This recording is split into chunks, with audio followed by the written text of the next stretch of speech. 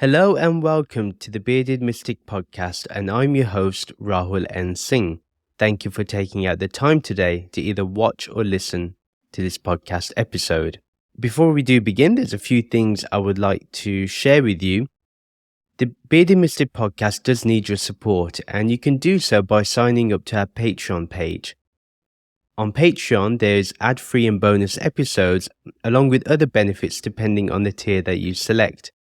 Details are all in the show notes and video description below. On Saturdays at 11 a.m. Eastern Standard Time, there is a free virtual meditation session along with discussion and Q&A that happens afterwards. Please find the details in the show notes and video description below if you're interested in meditating with us as a community. Please do like, comment and subscribe if you're watching this on YouTube. And if you're listening to this on your favorite podcast streaming app, please do give this podcast a 5-star rating.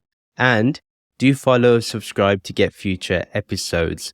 And most of all, share this with your friends and family who may be interested in topics and themes like we're discussing today. Today we will be continuing on with the wisdom of the mystics, and we will be looking at the teachings of Atmananda Krishna Menon.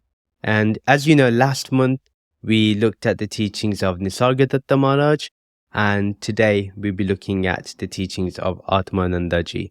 We're going to delve deep in some of his quotes, and they are very, very wonderful. And I think the most amazing thing about when I was looking at these quotes was how direct he is, and how even if you have just a basic understanding, and even if you don't, he kind of speaks to you at a level where you can understand, which I find happens a lot with Rupert Spira. He has this command where you're just able to understand what they're talking about, you just know that they can directly not only get to your intellect, but actually touch your heart at the same time. Because that's what spirituality should be doing. It's not just literally an intellectual mind game. It's also very much something that plays out in the heart, and that's where devotion comes up. Let's start with the first quote of Atmananda Ji's. Waves are nothing but water, so is the sea. Likewise, the Jiva and the Lord are nothing other than Sat Chit Ananda. Before I begin with this, one of the interesting things that we can see from this is that he uses the word Jiva and then says the Lord. And I would imply there that the Lord here may be either the Ishtavta or Saguna Brahman, or any of the deities that we may worship like Sri Krishna or Ganeshi or Shivji.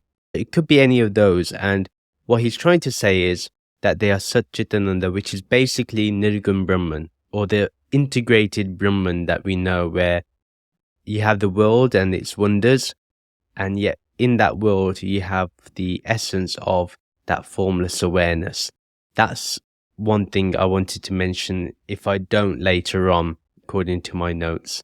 The ocean, the rivers, the waves, the streams are all different names, but they all contain only one thing. They're only made up of one thing, and that is water. No matter which way you look at it, they're just different names for water. Likewise, this Jiva, this individual soul, if we may use that word, and the shared being, also known as Saguna Brahman, are one and the same. As we know, Rupert Spira uses this term called the shared being, and I find it to be quite useful. Even here we can see that it's on about the same thing. The Jiva, the individual, and the Lord is one and the same. Because if everything is that Sat Chit Ananda, then it's not going to be anything different, right? It's going to be one. They may appear to be different, and we may get trapped into thinking I'm an individual soul with my own karma, with my own vasanas and all sorts. And then there's the Lord, it's different and I have to worship it, and there's a separation between us. All that may appear to be, and we all may appear to have different names and labels that us humans have more or less given. If you asked a lion if it's called a lion, or its species is called a lion, it would probably be like, no, not really. I am. Or not even that. There's no words to explain it. it's human beings that have created this language, and to some degree it helps us, but in other aspects in spirituality, it's a paradox, right? They all appear to be different. So the Jeev, the Lord, the Saguna Brahman, the Ishtavta, or our Guru, and they may have different names, and people fight over these different names, but they are made from that one thing alone, and that is that formless awareness that we always talk about. If you are aware of the object, it's all good. The objects are the ones that change, but your awareness does not change regardless of what it is aware of, even to the point where it is aware of emotions, intentions, thoughts, and obviously actions and objects itself. And as Atmananda Ji says, they are nothing other than Satchitananda. Once we understand they are this existence, Sat meaning existence, and that's obviously what we refer to as a shared being, borrowing from Rupert Spira. And that means that it is encompassing all that is in existence, all the universe, the solar system, all the living beings and species, the rocks, the stars, everything that we can think of, even what we do not know about, like what happens on the other side of a black hole. All of that, every atom, all of that is the shared being, because it's all one and the same. And the point of that is that the source of everything eventually comes from Brahman. If there is this reflection of existence, it's because of Brahman that there is a reflection, and it's nothing other than Brahman.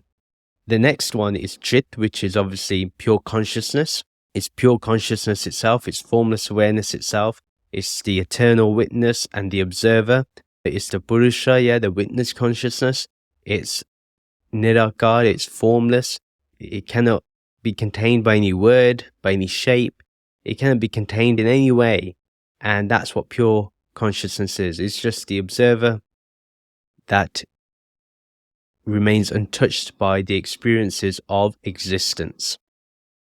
And because it's untouched by any of the experiences of existence, or objects, or emotions, sensations, and all sorts, it's always in Ananda, which is bliss.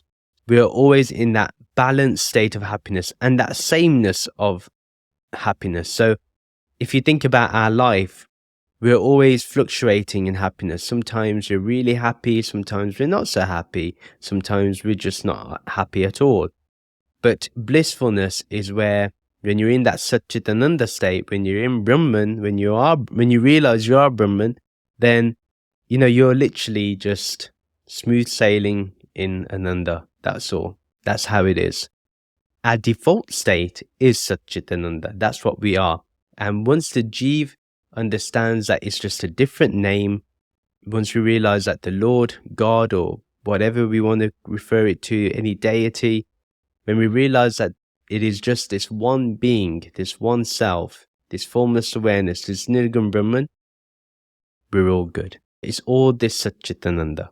And that's what this first quote means. Tell me if something about this first quote has interested you. I think it's an amazing way of making me understand non-duality simply. And let me know if you found it as simple as I did. The second quote: when consciousness thus begins to receive due attention, it becomes revealed in the objects as well, and they themselves will in due course become transformed into consciousness. First of all, we have to begin with bringing attention to consciousness itself, our own awareness. While you're doing activities, while you're sitting down, while you're not doing anything, just observe yourself. And what we need to start doing is start paying attention to the one that is being aware, the one that is witnessing and watching and observing. And that's all we're doing. So we're literally turning the attention inward. And when I say inward, I don't mean it's within me, it's everywhere. The only problem is that we think that this observer is only within, but we have to understand it's as infinite as existence itself. Remember, it's Satchitananda. It has no limit at all. We begin with being aware of that consciousness, being aware of awareness. And this is done, like I mentioned, by sitting and observing. And it doesn't need, as I talk about this, you don't need to do any special rituals. You don't need to be on a special diet. You don't need to be sitting in a certain posture or doing a certain breath exercise. You don't have to be doing any of those things. There's no other requirement. It doesn't care. This practice doesn't really matter if you're drinking alcohol or taking drugs, or it does not judge at all, because there is no judging element in it, because it's just an observer. We have to understand that whatever requirements a religion puts on you, it's not due to consciousness itself. It may be due to the fact that, not that they want to control you, but they've found a method that's worked for them, and they want to say, oh, well, do this and it may work for you. So that's all it is. I wouldn't take it too seriously, and I'm not condemning people or religions for doing this. All I'm saying is that you don't need to do any of those things in order to be aware of awareness. To be aware of formless awareness, you do not need any special requirement at all. What does help is if you've had previous studying in this, or you've had some basic understanding of what non-duality is. And that's where my podcast comes to help you, and where my meditation sessions come to show you the practical side of it. What we have to continue on doing, once we start being aware of awareness, being aware of formless awareness, then we just watch patiently. Don't rush it. A lot of people want to rush spirituality as if it's a TikTok video or a YouTube shorts or a reel that should finish in 30, 60, 90 seconds. No, you need to be patient with it. It is like watching the Lord of the Rings trilogy. You got to be patient. It's like watching Inception. It's like watching Tenet, any Christopher Nolan movie, where you have to pay real attention, not only to what you're watching, but even to what you're hearing, because he also plays with sound. So you have to observe in that way. Just watch and then observe the observing itself. Then watch the watching itself, watch the awareness itself. Be aware of the awareness itself. Start settling in that. It's not going to happen straight away, but be patient and just sit down and observe. That's all. And then at this point, consciousness is then seen for the first time. What I mean by that is not that you're not already in consciousness and you're not already aware of this consciousness, but there'll be a point where you will get rid of the notion that there's me and consciousness. There's only just consciousness. That is what I mean by seeing consciousness for the first time. You literally are in the understanding and realization that I am formless awareness, and that is all there is. I can't see or perceive anything else. Whatever I see around me is just a reflection of this formless awareness. That's all. And I'm not going to be against it. I'm not going to see Maya as this really bad thing. I'm going to see it as just a reflection. Now, for example, this is why I don't believe that one should leave our homes and go to the Himalayas and become monks and stuff like that, or become a hermit. The reason why I don't believe in this is because of this very thing, that you can literally do this regardless of what you're doing in life. And also, you don't see Maya as an impediment. You see it as a tool to be used. Now, if you know how to use something, you can build something beautiful. And likewise, the rishis and the sages who were householders. Sri Krishna was a householder. Sri Ram was a householder. The world that they created, as we know, is beautiful. Anyway, I digress. At this point, you will see that even the objects that you observe are you. The objects that you are aware of are you, and they are not separate, they are not different. They are one and the same. And at this point, what happens is there is no difference between the subject and the object. You no longer say, well, there's me and the object. There is this unified oneness that is unbreakable, that cannot be touched in any way, that cannot be harmed in any way, that cannot be dissolved in any way. It simply remains there steady and static, as you could say. This oneness is only attained through proper discernment and dedication to the practice. Like I said, you got to be patient and not rush to want enlightenment. You have to be calm and you have to wait for the right time. And it's taken me 13 years to be comfortable with whatever I have attained. And I haven't attained enlightenment. And like I have previously said, a disclaimer, if this is your first time watching me, I don't claim enlightenment anyway, even if I was. And never will. But what I will say is that regardless if you're enlightened or not, continue on with the practice and stay humble. Listen to that Kendrick Lamar track and literally sit down and stay humble. And I mean it. And this is done when you are dedicated and at the same time you have that discernment of the real and unreal.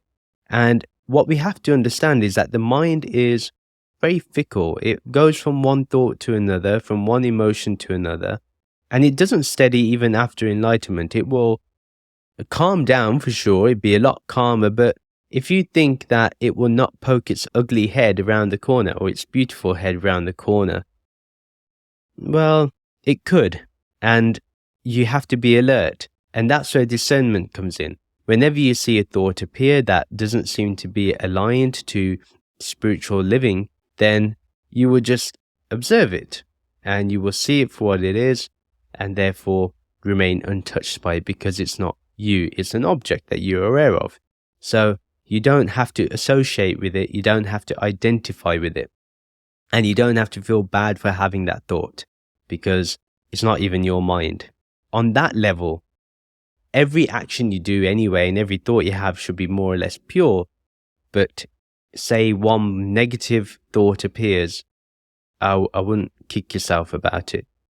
This oneness, like I said, is attained through proper discernment. Once I understand that there's this thought that appears that isn't really part of my day-to-day life as a spiritual person, so let me just observe that and understand that it is part of this existence, it's part of this network in the mind, and it's arisen from somewhere, probably from a past karma, and it's one with me. Let me deal with it in the appropriate way, which is just to observe it and not entertain it any longer than it should. What I mean by entertain it is bring it into action, not even take a single step towards action, just observe the thought or the emotion and let it dissolve by itself. And when you observe, it's kind of like when if you ever seen where someone catches the sun, a ray of the sunlight onto a magnifying glass and they place it on a piece of paper and that piece of paper starts burning. It's like that. That's what happens when you are observing. The fire of the illumination of Brahmgyan burns away the past karma right there and then. That's constantly there. You just have to access it. Like I mentioned, what you will understand, and it's a natural occurrence that happens, is that you understand completely that this body and mind are also objects to this consciousness. They are within consciousness. Consciousness has no form. You understand that it's just simply an object. By seeing consciousness in the object, we see that even we are consciousness itself. Once you understand that the objects are consciousness, then you can then look into awareness and then you realize, well, I've always been this awareness. I've never stepped away from being aware. Something within me, despite being put in the background, it's still there. Now think about it, as you've grown older, each year that you've grown, you've watched yourself age, you've watched yourself grow. That watcher that's been watching has not changed, weirdly enough. That observer hasn't. Your body's changed, your thoughts have changed, your emotions have changed, but the actual watcher, that is you, has not changed. Yeah, the me that is watching all this never changes. When we say we've changed as a person, the personality has changed, that's linked to our emotions, or our body has changed, but nothing else changes. The watcher does not change. Once we've established this, and we've established that actually the essence of everything is awareness, and if I can be aware of everything, then there is only awareness. I don't need to personalize awareness as my thing, because then it becomes an object. So you see awareness as the only thing, and at that moment there is oneness, and all duality disappears, and it doesn't even remain there for a second. It's not there for a single moment more. So that duality completely dissolves away. The example I like to give here is like how salt dissolves into the water and becomes the water itself. You never see a grain of salt last unless it's Himalayan pink salt. It takes a bit more time, but that you could say is the stubborn ego. But otherwise, if we've been trained in spiritual practice, and we've been diligent in our practice, and we've been honest in our practice, then we'll be like that salt that instantly dissolves in the water, becomes the water. And then by utilizing that example, once the object realizes what it is, once the Jeev realizes it is Brahman, it becomes Brahman itself. It's not that it becomes Brahman, it understands it has always been Brahman. Once the object realizes what it is, then it understands that it has always been consciousness itself, it's always been awareness itself, and hasn't been anything different. The third quote: when objects are also realized as nothing other than consciousness, one comes back to one's true nature, which is changeless and above all states, including samadhi. Now, this has to be truly understood because it's quite powerful. It's an interesting quote, and whatever Atmananda Ji has written here, we really have to think about it. Now, many of times people see objects as something bad. Maya is bad. My vasanas are bad. My body and mind is bad. It's distracting me from spirituality. My attachments are bad. My friends and family are bad. All sorts of excuses are given us bad because they distract us from spirituality, apparently. Well, that thinking is nonsense. In my opinion, anyone that turns around and says that these things are bad does not really understand the essence of everything. Even to say that vasanas are powerful, one should even ask the question, if your vasanas are powerful, if your karma is powerful, if your attachments are powerful, where do they get their power from? And if you look at the seed, the cause, it all arises from formless awareness. It all arises from you. So whatever you give attention to is eventually what you're going to end up becoming. Whatever you imagine yourself to be is what ends up happening. Especially in spirituality, when it comes to the subtle elements, like being attached, certain tendencies we have, certain desires we have, all those things. Realistically, we have to understand that all of this arises from formless awareness, and therefore there's no need to be so angry or upset about formless awareness. Also, I would like to go into, well, what is observing that these vasanas are more powerful? It's us. We are doing it. I'm doing it. You're doing it. Oh, my desires are so powerful. My desires want me to buy the next big car, next big house. Jealousy has arisen. Oh, my jealousy is so strong because my neighbor has got this, or another family member has this. All that power comes from ourselves. If we understand that, then we understand the power of consciousness.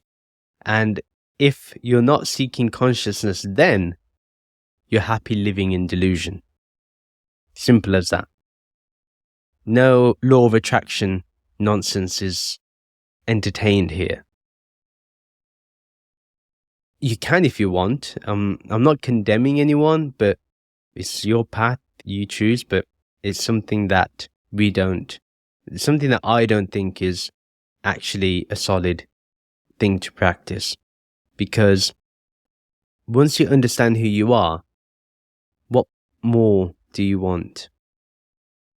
I don't really understand. And if you do not understand the fullness of who you are, then that means you weren't complete in the first place. That is subtle things that we have to understand. Once we realize that objects of consciousness, of awareness, and formless awareness itself are one, then we come back to our true nature. Then we automatically know who we are, what we are, and we are comfortable with it. We are happy in it. We are peaceful in it. We are calm in it. We are in this steady state of mind, steady state of being. The other fact is, as we notice how body and mind may change, even though we know we are one and the same as formless awareness, we have to understand that our true nature, that watcher within, that observer within, is changeless, because consciousness does not change regardless of what the objects portray through sense projections, through karma, through vasanas, through our desires, through anything that we observe. All those are just objects, but our awareness does not change because of them. Our awareness does not become good or bad. It doesn't become right or wrong. Awareness is awareness. And when you operate from that source, from your true nature, then your every action is done with a lot more thought. Everything is slowed down a little. And actually, this is why I'm always against the fast hustle culture. I believe true wealth is being steady and being consistent.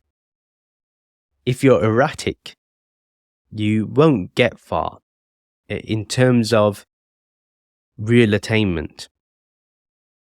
Either you be consistent in being erratic, or you be consistent in being calm. The main thing is about being consistent. Our true nature never changes. Our true nature remains the same. Awareness remains the same. It doesn't change in its quality at all. Atmananda Ji says that these states is even above samadhi. Now, what does he mean by that? How can these states be above samadhi? How can this being in true nature be above what people say is a great experience? Samadhi is the silence of the mind, the silence and the expansion of the mind. Who wouldn't want to attain that? Now, we all think samadhi is the highest. I did, and for many years I thought I wanted samadhi, and then now I don't. Not that it's bad or it's not worth going for or not worth striving for, but I realized how futile it was, and yet it provided me a lot of kind of growth as well. So I'm not going to limit it. If I didn't think about wanting samadhi, I wouldn't be going on this path. I wouldn't be even thinking about this path. So I appreciate it regardless. If you think about it, if you're in samadhi and you come out of it and you say, I was in samadhi, what is supreme then? The samadhi or the observer experiencing the samadhi?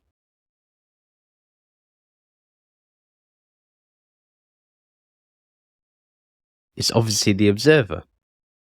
And that's why if you can recall the samadhi is actually an object.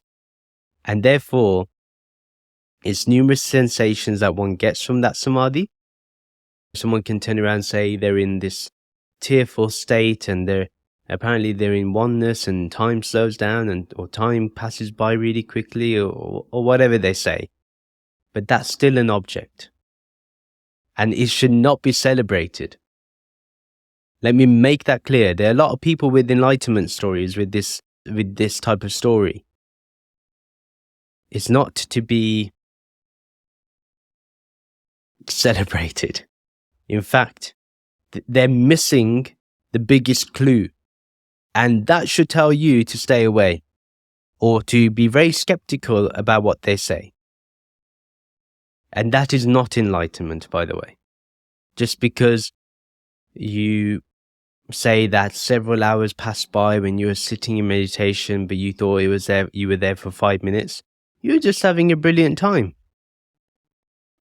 You know, some of my best experiences, I thought time had passed by, but I felt it was 5 minutes. Again, if you say that you felt that you were one with everything, well, you felt you were one. But do you know that you are one with everything? And does that disappear with time? So those are the things that people should ask. And what I find is people don't ask these questions because, one, they watch it on YouTube. Obviously, you can't answer the question unless you're small time like me. I could possibly answer it. And even then I struggle. So imagine those with hundreds of thousands or even 10,000.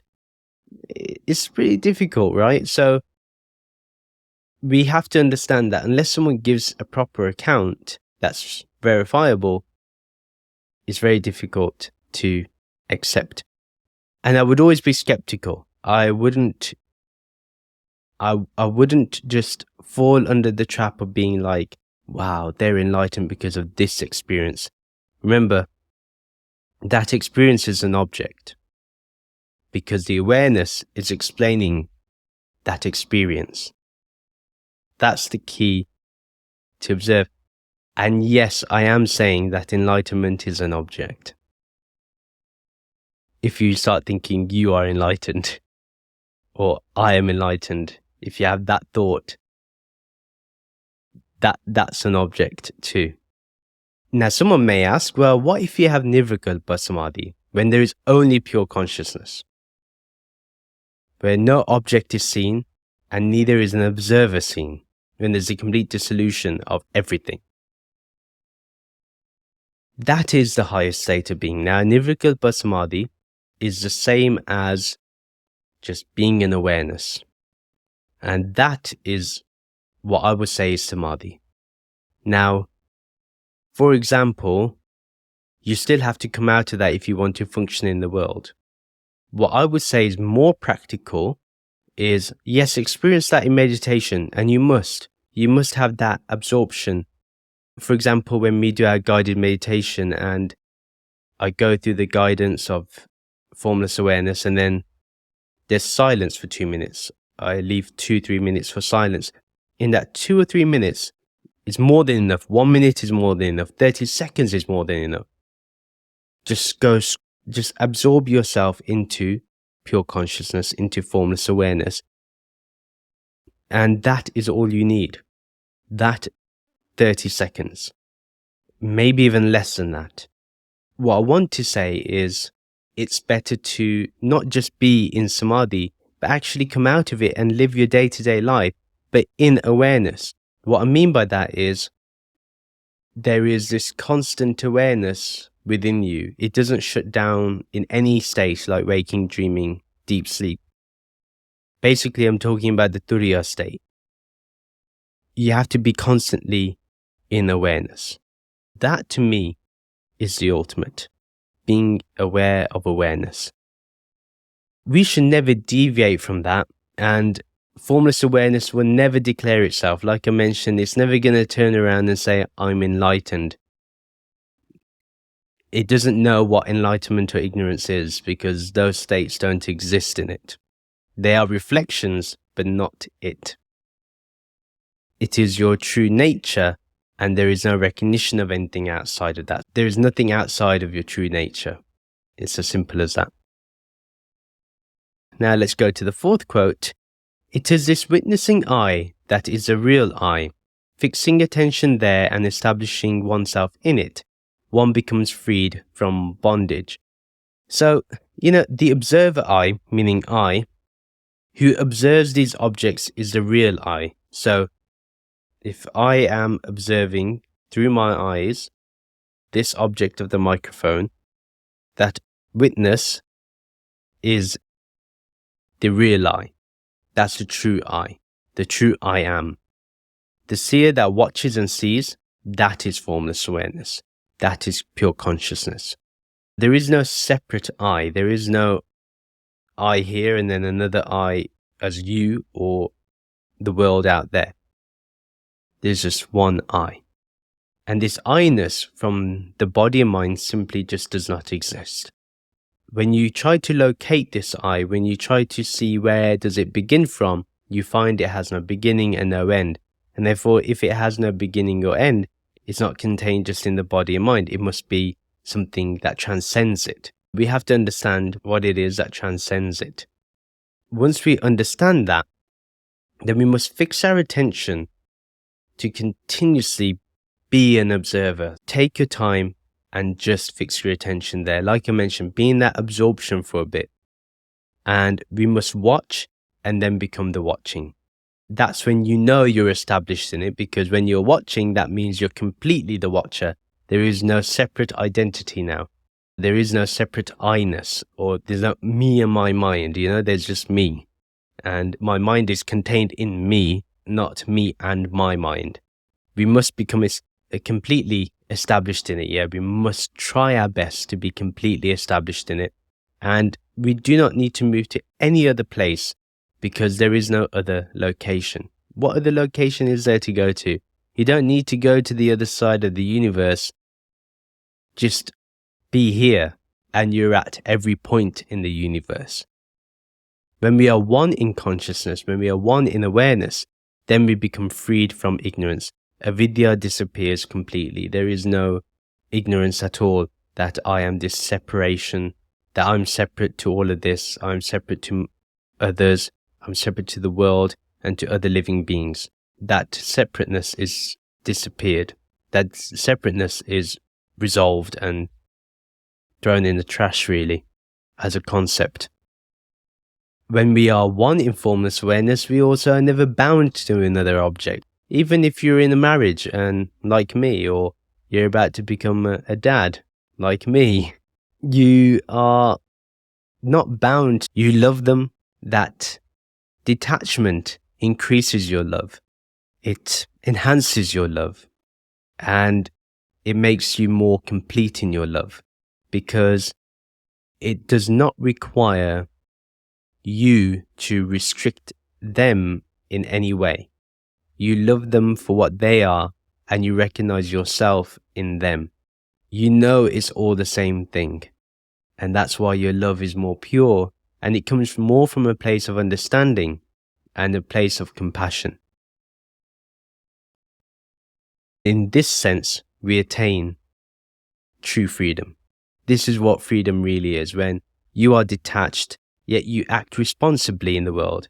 You have to be nice to your spouse, to your partner, to your parents, to your children. You have to be nice to everyone. You have to be good. If someone's being rude to you, then I would say, if it's a continuous habit of theirs, and if it's a behavior that's continuously reoccurring and it's not stopping in any way and it's not reducing in any way, despite your attempts to try to solve that situation, then I say you do have to show a different side.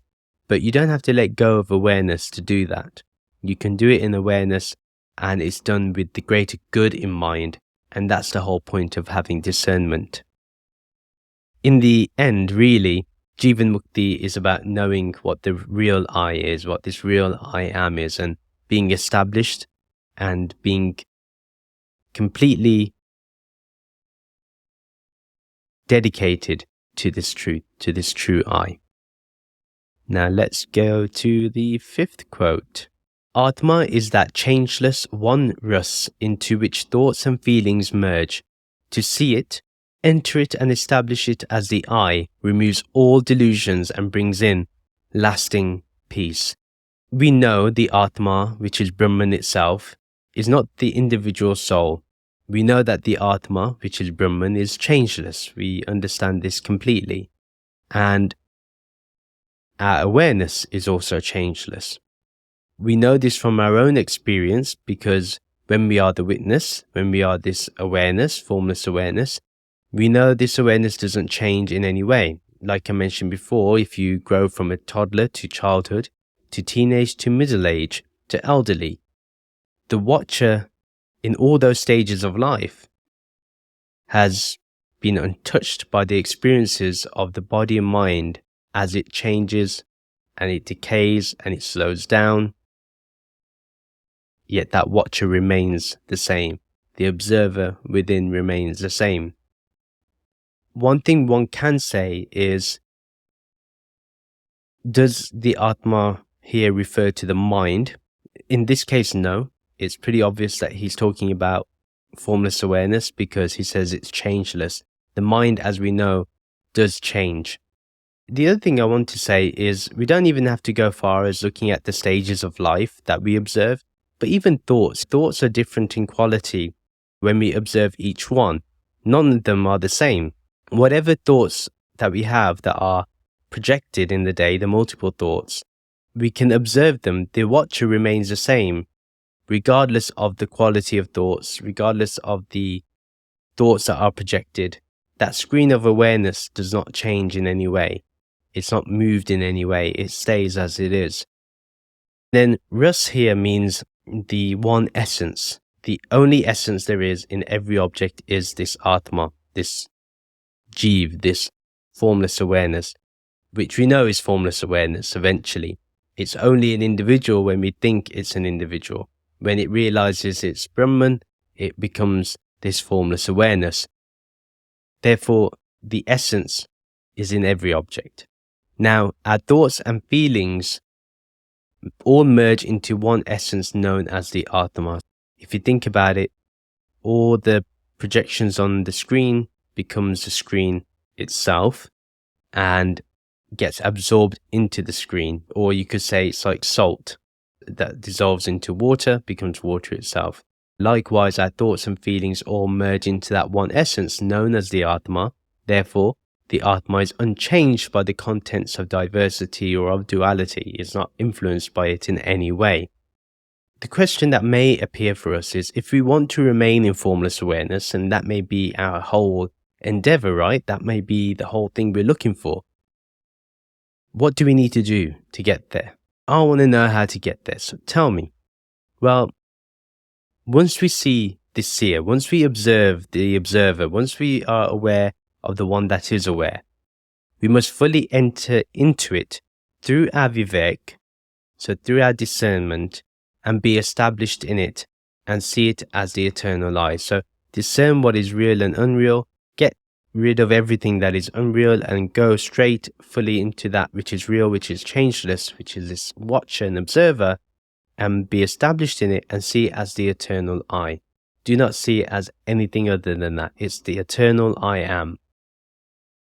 This I-ness, remember, does not change in any way. It does not get blemished in any way. It's not modified in any way. It remains as it is. Once we do this, remove the central delusion, which is that we are this body and mind.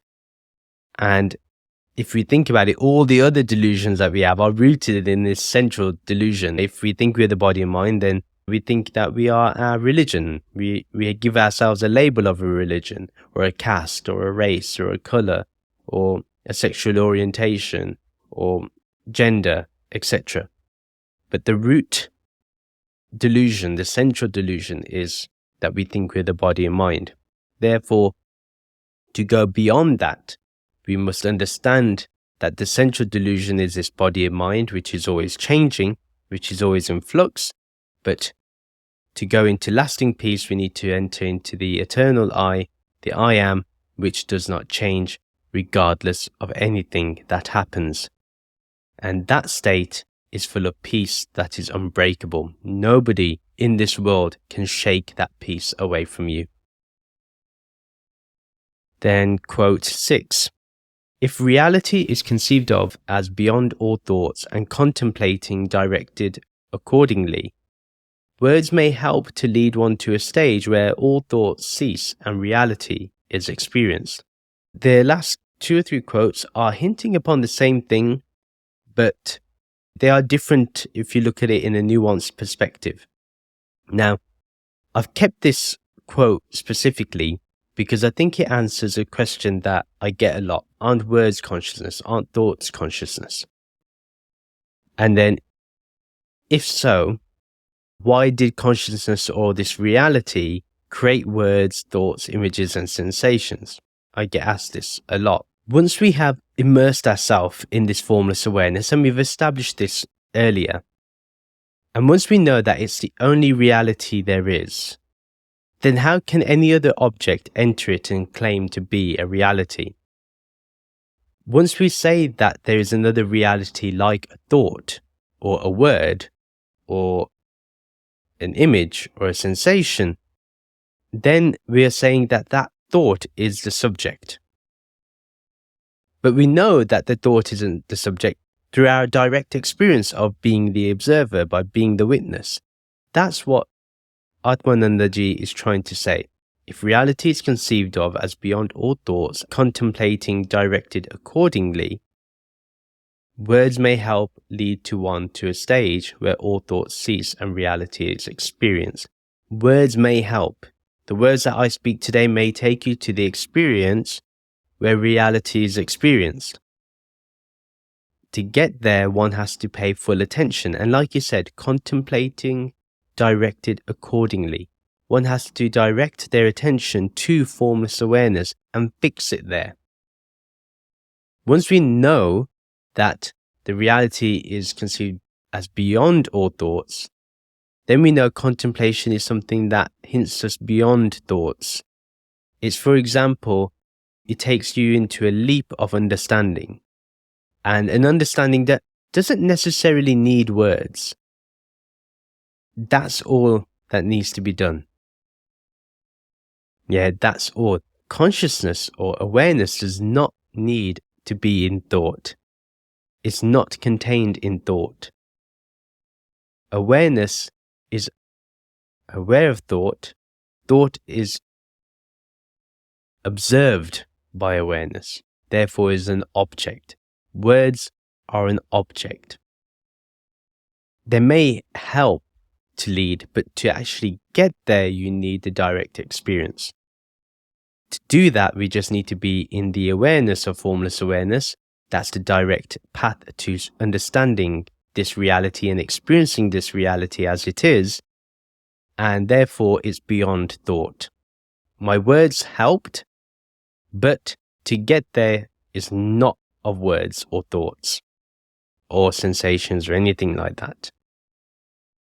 That's why on this path of spirituality, and especially with the direct path and advaita vedanta or non-duality in general, one thing I will say is that I don't think you have to go to a guru. I don't think that's necessary. It's good to have one. It's a positive experience if you have a decent one. If you have one, utilize it. Don't ask your spiritual teacher for nonsense stuff. Ask them for spiritual things. What we need to understand is to remain established in this, to continuously experience this reality, it is good to have a spiritual friend or a guru that will help us use these words, and that may use words to help us become established in this. Utilize their help, get their help, take their guidance, and they will take you to the next level. It's really important to understand that. Even when we do neti, right? That is still words. When I do the guided meditation and we eventually get to formless awareness, I have to use words to get there. Words help us, but words are not the knowledge itself. The words are not experience itself. They are just pointers to that reality. That's all. They're just signposts, nothing more. They're not the actual location. They're just signposts. This is very important to really grasp here, and I think it's really important for me to say. Do find yourself a mentor, someone that will answer your questions and help you spiritually, because that type of community is necessary in this. In my opinion, I've seen people who think they can become non-dual teachers just because they attend one retreat or they think they understand it. Don't get into the delusion that you think you understand. That's the number one thing. The thing with the non-dual path is it is steeped in humility. So once you become arrogant, even slightly, you lose it. That's why the path of Gyan is so difficult, and this is why people don't understand. That's why we say, utilize bhakti and devotion. Be devoted to that non-dual self. Be devoted to Brahman. Be devoted to an Ishtavta. Why? Because it just helps you. It will help you stay in that experience. There's nothing more grounding than love itself. And that's where devotion stems from. Once we've experienced this reality completely and it's unbreakable and we cannot move away from it at all, then let me make it clear. You will never have a doubt about this formless awareness at all. Once you're in that state of not doubting, you're just in the experience of that reality all the time. You're constantly in the awareness of formless awareness. And there's no other place you want to be. There's no other experience you want to have, because all experiences are contained within this. That's the end of the 6th quote. Now we're going to the 7th quote. And this is interesting because I've talked about devotion and gyan, and it's been a theme that I'm talking about a lot recently, or I have felt myself contemplating a lot recently. And so let's begin with the 7th quote. I have no mindness, attachment or egoism. I am the eternal, non-doer, all purity, self-dependent and self-luminous, attributeless, changeless and unconditioned. I am the abode of love, stainless, the one without second, and ever peaceful. This quote is a great summary of Atmananda Ji's teachings, and I will even go as far to say it's on par with the Upanishads. It's that beautiful. And I wouldn't want to consider it anything less than that, actually. It is of the highest truth. And this highest truth is where we want to be established in, is where we want to be in at all times, to be in the awareness of formless awareness. Now, let's go into each thing he's just said. It has no mindness. I have no mindness. This true I am. Yeah, we were talking about the real I. Now we're talking about that I. Don't think of it as the personal identity. Do not fall under that trap. But right now, when I say I, I'm talking about Brahman, this formless awareness itself, the true I, the real I. I have no mindness. One cannot create any identity because no label sticks to it. I cannot say this is mine, this body is mine, this car is mine, this house is mine, this is mine, that is mine. I don't have real ownership. In spirituality, we give everything to the Ishtavta. Our body, mind, and material possessions, we give it all to formless awareness. Therefore, we naturally have nothing that we can say is mine, even as Rahul. But even as consciousness, because there is only consciousness, because there is only awareness, then there is no objects for it to attain. In both ways, there is no mindness. Yeah, as Rahul or the real I. Let me expand on that even further. There's no attachment to any object, and I mean this in terms of our possessions we have, our investments. I don't care what portfolio you have. There is nothing that is yours. Family, job, education, it doesn't matter what degree you have. None of it is you. None of it is attached to the real I. And nor is there any identity that is formed from what we possess. And neither is there arrogance that one has such and such. Even if one has the highest position in the country, maybe as a president or the prime minister, or one is the CEO, or one has a job that is considered to be low skilled, that still is not you. Yeah, those are labels. They're not the real you. They're not the real I. we have to understand that we cannot be attached to anything or identified with anything, because then it's not the real I. Because formless awareness does not change at all. Then as the true self, formless awareness, one is eternal and one is never born and will never die. This remains as it is. This does not have a lifespan. This is beyond life. It's beyond death. It's beyond this whole cycle that we have to go through. And if we look at this true I, this real I, where does it begin and where does it end? Can we locate a beginning to it? Can we locate an end to it? I don't think we can. And then formless awareness is always the non-doer.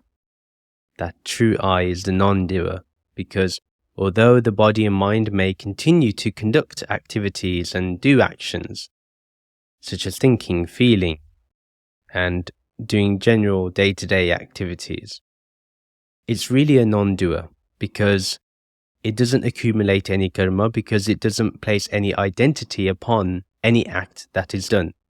Therefore, it is beyond even the fruits of any actions that are done. If one receives pleasure from the action, great. If one receives pain from the action, that is great. Because that true real I is changeless in its demeanor, in its state, is not blemished by anything the body and mind experiences. Due to that, this formless awareness, this I, is all purity. It cannot be blemished in any way. It cannot be stained in any way. It remains as it is. And this formless awareness is self-dependent. It doesn't need anything else to be dependent upon. It is complete. In fact, everything else depends upon it, but it does not need to depend on anything else. Even for its own self, it's just being as it is. It's not doing anything to be dependent, even upon its own self. Do not expect this true I, this real I, to be dependent upon an object. The way to check that you are not in formless awareness is to see whether you are dependent on a particular object that is beyond the function, where, when I say dependent, meaning that you think that that is you, you've identified with it. That's what I mean. Being dependent, for example, I'm dependent to eat a healthy diet. I know that's only for the body, but that has nothing to do with the I-ness. Therefore, it's not going to impact me in any way. The true I. You see? That's what I mean. Formless awareness is self-luminous. It is its own light, as I mentioned, the ray of sunlight through a magnifying glass. It burns through paper as you place the light, onto that piece of paper. It's like that. It's its own light, and there's no darkness in it at all. There is only complete light. And that's because it's wisdom itself, and it is the remover of ignorance. It has no attributes, so it's not the creator, the sustainer, or destroyer. There's no objects which is being created. There's no object that is being maintained or an object that is being destroyed. There is only this formless awareness. The I doesn't know anything separate to it. That's the key to understanding this. And it is changeless because, as we know, it does not modify in any way. And it's unconditioned because nothing can condition it in any manner. So heat and cold cannot condition it. Our wealth cannot condition it. Our state of mind cannot condition it. Awareness remains awareness. And most of all, it is the abode of love. And this is where that compassion is there, where unconditional love is there. It's where we feel home. And it's something we feel strongly with a spiritual friend. I know certainly with my own guru, I have felt unconditional love. I feel that it's that unconditional love that I share, because if it was given to me without any condition, then I should share it without any condition too. And it does make you feel at home. The embrace of my Guru is where I always feel at home. The embrace of my loved ones is where I feel at home. And the reason for that is because there's no greater emotion than love. There's no better way than sharing love by giving somebody a hug and experiencing that love. And like I mentioned earlier, it is stainless. It's not stained with any emotion like hatred, jealousy, or enmity, because, like we mentioned, it is the abode of love. It's the house of love. The house of surrender in the true sense, where one surrenders one's body and mind to this love that doesn't take anything away from us. There is no second to it. It is omnipresent, meaning it's the only thing present. There is no second here. There's no object and subject. There's only the subject. Objects are just appearances, and that's it. It is ever peaceful, meaning nothing can disturb it. The one that understands what their true I is, they are unmoved by any situation that happens in life within. Even if outwardly they may be showing emotion, but inwardly they are completely still. And that takes practice. When I say practice, I mean real practice. It's not something that happens overnight. So as we end this episode and we conclude what Atmananda Ji has said, one thing I will make very clear here is that to be in devotion with formless awareness is the best path to take, is to make this direct path really work for you. And also, you have to really work hard. One, to understand this wisdom, but at the same time to practice it diligently and continuously. And there's nothing better than treating each stage as a novice. Even if you go to the highest stage, treat yourself as a novice and you will go far.